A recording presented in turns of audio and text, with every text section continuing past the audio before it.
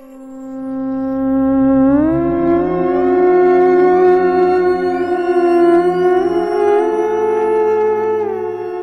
datang di Sesuai Cerita, tempat di mana setiap kisah dibawakan sesuai dengan ceritanya.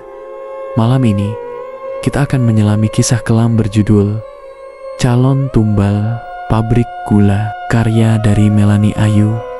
Sebuah cerita tentang keluarga terpandang, ritual turun-temurun, dan seorang pria lugu yang tak pernah menyadari bahwa dirinya sedang dipilih untuk sesuatu yang mengerikan. Siapkan diri kalian, karena tidak semua kebaikan benar-benar tulus.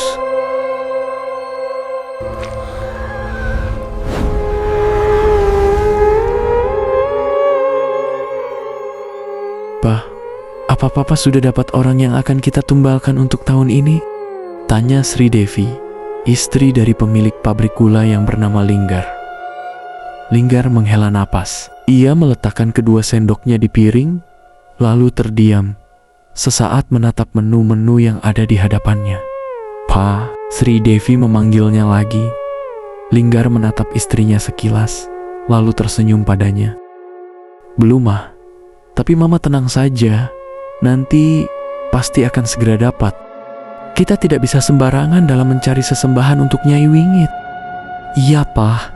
Kita harus mencari seorang yang benar-benar masih perjaka. Karena jika tidak, kejadian 10 tahun yang lalu akan terulang kembali. Mama tidak mau kehilangan salah satu anak Mama lagi karena kecerobohan kita. Maka dari itu, kita harus benar-benar berhati-hati. Mereka kembali diam, pikiran mereka kembali menerawang jauh ke belakang. Kejadian 10 tahun yang lalu, di mana anak lelakinya yang masih berusia 17 tahun harus terpaksa menjadi tumbal keluarganya karena kesalahan yang tidak diketahui Linggar. Ia kira tumbal yang ia berikan waktu itu adalah benar-benar masih perjaka. Namun ia salah, pria itu rupanya sudah tidak lagi perjaka, sehingga membuat makhluk itu murka dan akhirnya mengambil anak laki-laki sebagai gantinya. Karena makhluk itu tidak mau menerima seorang pria yang hanya perjaka dalam statusnya saja. Sementara pria itu berhasil selamat, namun berakhir menjadi gila. Mereka masih ingat benar, anak pertamanya yang bernama Singgih meregang nyawa di depan mata mereka. Singgih tiba-tiba saja mengalami demam yang tinggi, lalu kejang-kejang, dan setelah itu ia meninggal dengan tubuh yang membiru. Linggar Taji memiliki 3 orang anak. Yang pertama, seorang anak laki-laki bernama Singgih yang telah menjadi tumbal. Dan anak yang kedua bernama Laras. Usianya kini telah menginjak 25 tahun. Ia menempuh pendidikan di luar negeri dan akhirnya ia bekerja di sana. Ia tidak pernah pulang ke rumahnya setelah kakaknya meninggal dan mengetahui rahasia besar orang tuanya, karena ia sangat menentang keputusan orang tuanya yang nekat bekerja sama dengan iblis yang dilakukan turun-temurun dari kakeknya. Dan yang ketiga bernama Danur. Saat ini ia berusia 10 tahun. Konon, Linggar merupakan pewaris satu-satunya dari keluarganya. Mau tak mau, ia harus meneruskan usaha orang tuanya. Ia juga harus meneruskan ritual yang orang tuanya lakukan sejak dulu, agar pabriknya tetap berjaya dan lancar, meskipun banyak gempuran persaingan saat ini. Linggar dan keluarganya memang terkenal sangat baik dan dermawan kepada karyawan ataupun orang lain. Tak heran jika banyak yang suka dengannya. Tapi di balik kebaikannya itu, tersimpan rahasia yang sangat mengerikan. Ia dan keluarganya memuja makhluk yang mereka sebut Nyai Wingit. Makhluk itu berwujud seorang wanita yang sangat cantik jelita. Namun, ketika ia murka, ia akan berubah wujud menjadi seorang manusia berbadan ular yang sangat menyeramkan. Nyai Wingit meminta tumbal seorang perjaka untuk ia ajak berseksama agar umurnya semakin panjang dan tetap terlihat cantik. Namun setelah berseksama, para perjaka itu akan dihisap sari-sari kehidupannya dan akan ia jadikan budak di alam kekuasaannya. Siang itu, Azam mendapatkan telepon dari ibunya. Ibunya memberi kabar jika ibunya sakit. Mau tidak mau, ia harus pulang saat itu juga. Ia memberanikan diri untuk meminta izin pada bosnya yang tengah melakukan santap siang bersama istrinya. "Permisi Tuan Nyonya," ucap Azam di depan pintu. Linggar dan istrinya menoleh ke arahnya. "Masuk." "Oh, ada apa Azam? Kemarilah," ajak Linggar. Azam berjalan pelan-pelan sambil membungkukkan tubuhnya menghampiri Linggar, lalu ia berdiri di samping Linggar yang sedang duduk di meja makan. "Ada apa Azam?" tanya Sri Devi. "Ini Nyonya, saya mau minta izin untuk pulang kampung sebentar. Soalnya ibu saya sakit." Azam memberanikan diri untuk meminta izin pada tuannya. "Duduklah dulu Zam. Kamu sudah makan?" tanya Linggar dengan wajah yang menenangkan. "Iya Tuan, terima kasih. Saya sudah makan tadi di belakang," jawab Azam sembari duduk di kursi dekat mereka. Azam merupakan salah satu pegawai Linggar yang sudah lama bekerja sebagai sopir pribadi Linggar. Ia menggantikan posisi ayahnya yang telah meninggal dulu. "Memangnya ibumu sakit apa Zam?"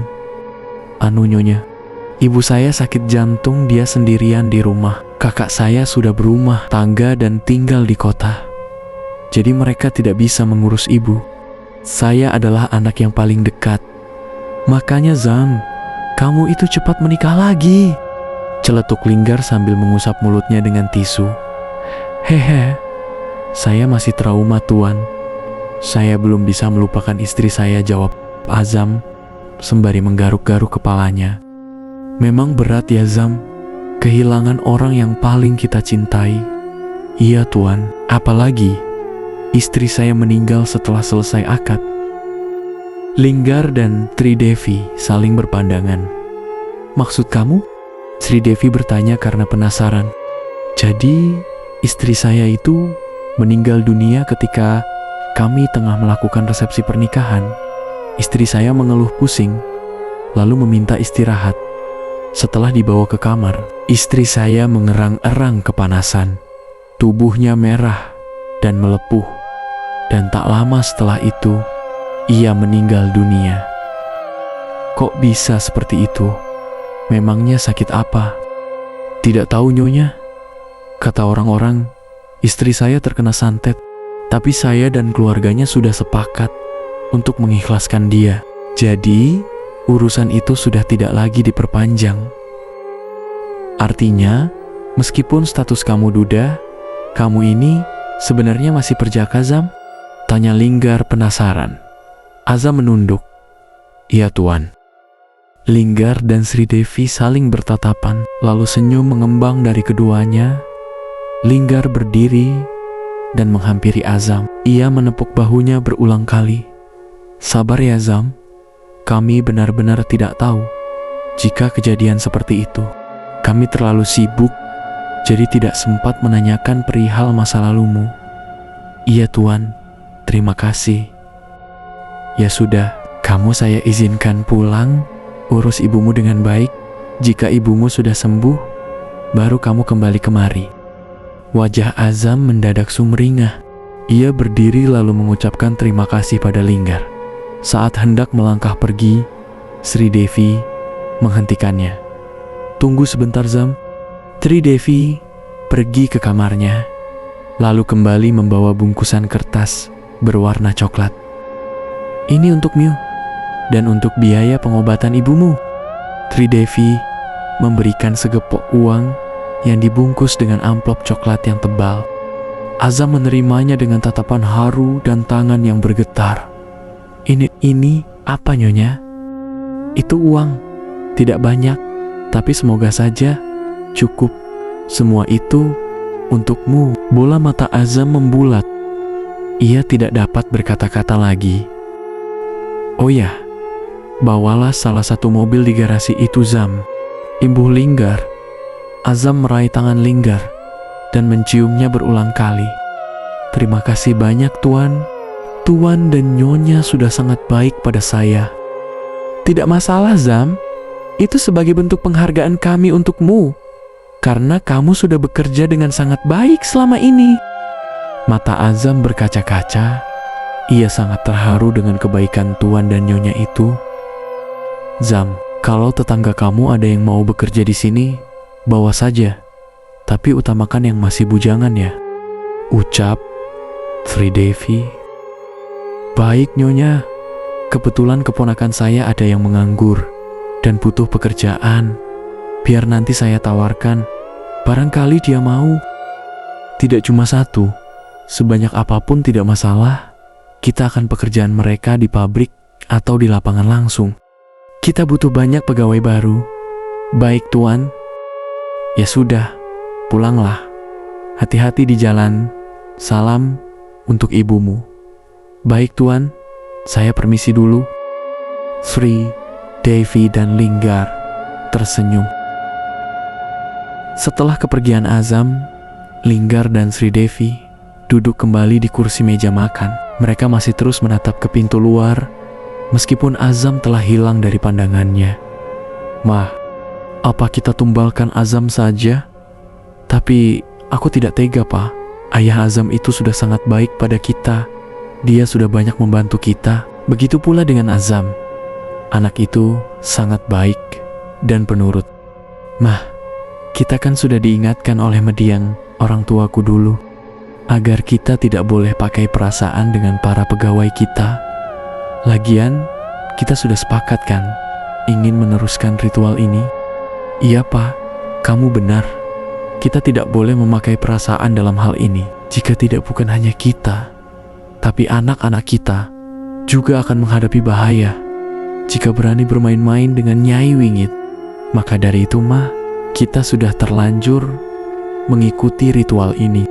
Kita tidak boleh berhenti di tengah jalan. Lagian, sudah hampir 8 tahun ini, kita tidak menumbalkan karyawan kita kan, Ma? Jadi, tidak akan ada yang curiga jika kali ini kita menumbalkan salah satu dari mereka. Iya, Pak, kamu benar. Kalau nanti benar-benar tidak ada yang lain, kita tumbalkan saja Azam, lalu setelah itu, kita beri uang yang banyak ibunya. Iya, Ma, kamu benar. Tiba-tiba, ponsel Linggar berdering. Sebuah panggilan yang membuat matanya membulat menatap layar ponselnya. Mah, Laras, Mah. Tumben sekali dia menghubungi kita, Mah. Ucap Linggar bahagia. Linggar bersiap-siap mengangkat teleponnya. Namun saat ia sudah mengucap, "Halo," tiba-tiba panggilannya terputus. Mati, Ma. Anak itu selalu bikin penasaran saja. Coba papa telepon balik. Ting, sebuah pesan masuk. Pa, maaf aku tidak jadi telepon. Tiba-tiba ada temanku datang. Nanti ku sambung lagi. Linggar memberikan ponselnya pada Sri Devi. Sri Devi membaca pesan dari Laras dan meletakkan ponselnya di meja. Anak itu memang kebiasaan. Ma, apa mungkin? Entahlah, Pa. Mungkin dia hanya merasa sangat kehilangan Singgih. Bagaimanapun Singgih adalah kakaknya yang sangat dekat dengannya. Selain itu, dia juga sudah tahu kalau kita melakukan ritual turun-temurun ini untuk tetap menjaga agar perusahaan kita tetap berjalan dengan baik. Dia juga tahu kalau meninggalnya kakaknya itu karena menjadi tumbal Nyai Wingit, imbuh Sri Devi. Iya, Ma, Laras sampai enggan menikah sampai sekarang karena ia takut jika calon suaminya akan dijadikan tumbal oleh kita. Nanti aku akan bicara dengannya lagi masalah ini, agar dia tidak salah paham dan mengerti dengan kondisi kita, kata Sri Devi. Harus itu, Ma. Anak itu memang harus sedikit ditegasi. Kalau tidak, dia akan menjadi ancaman untuk kita. Kemudian Linggar dan Tridevi tiba-tiba terdiam saat salah satu pembantunya datang untuk membereskan meja makan mereka. Mereka bersikap seolah-olah tidak sedang membicarakan hal yang penting. Linggar dan Tridevi memang sangatlah pandai bersandiwara serta selalu bersikap manis pada semua karyawannya.